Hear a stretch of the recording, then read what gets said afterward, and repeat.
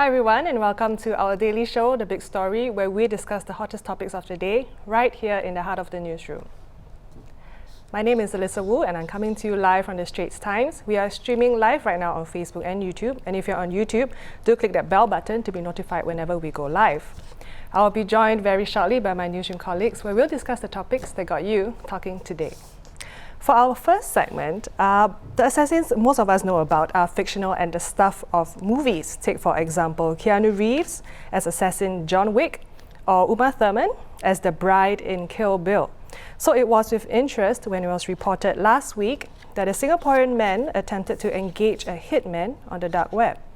On July 17, Alan Vincent Hui Kim Sing pleaded guilty to hiring a hitman to murder his former lover's boyfriend. To talk more about the dark web, we have Zaihan with us. Hi, Zaihan. Hello. Right. So the dark web is supposed to be anonymous, difficult to assess. But can you share how Mr. Hui got found out? Basically, he wasn't aware that a group of online investigators and also a TV station in the US, they were looking into the matter of hitmen for hire, and they found out that it was all a scam.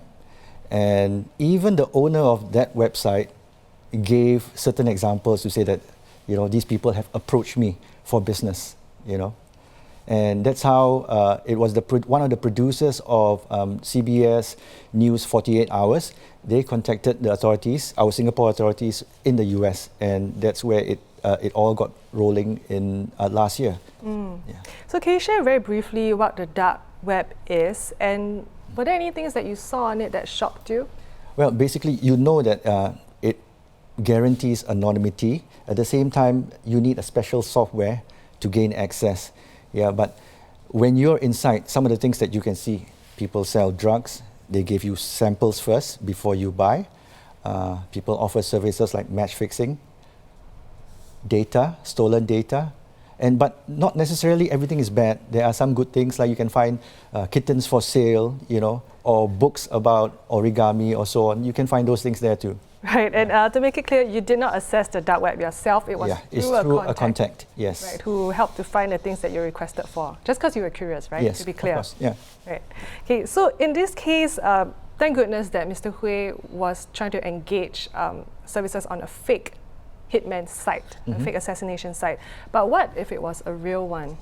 Well, coincidentally, 2 years ago, I interviewed a real hitman, and he and his group of about 10 hitmen, they were responsible for at least 300 killings overseas in the region. Yeah. So the strange thing was that he didn't look like any Hollywood star, dark or so on. He looked like any ordinary uncle.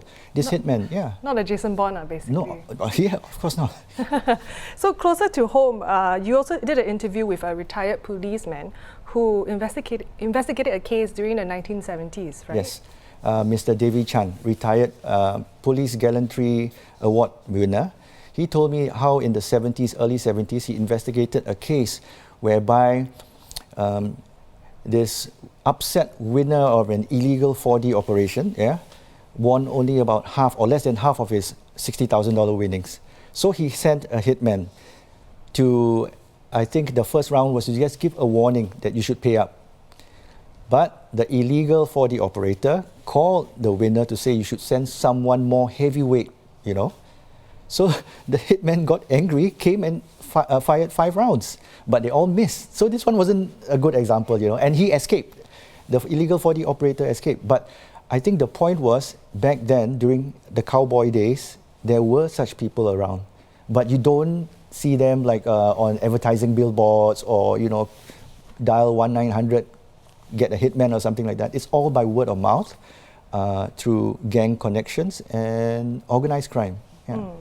So now we're talking about the bad people that you can find on the dark web, but there is also a group of people who are known as the white hackers, like Mr. Chris Monteiro. Yeah, he was the one actually who, as early as 2016, he's based from in the UK, and he made it a point to expose fake sites.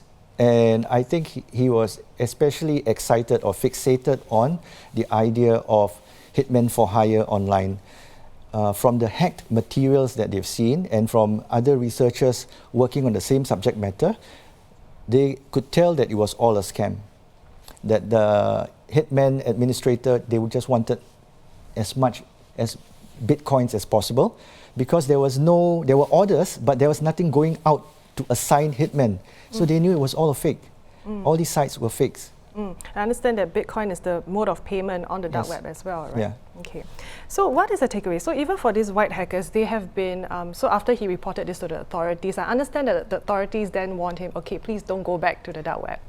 But he's doing something good, isn't he? Yes, it's subjective. You know, he wants to do it. He has a social, as a social cause, to warn people to stay out. You don't know what you're getting into, and I think in the end, it is a crime. Your intention to kill a spouse, a former lover, business rival, those are the things that these researchers have found out and shared with us, the Straits Times, about what they've seen, who these people are, and they're from all over the country.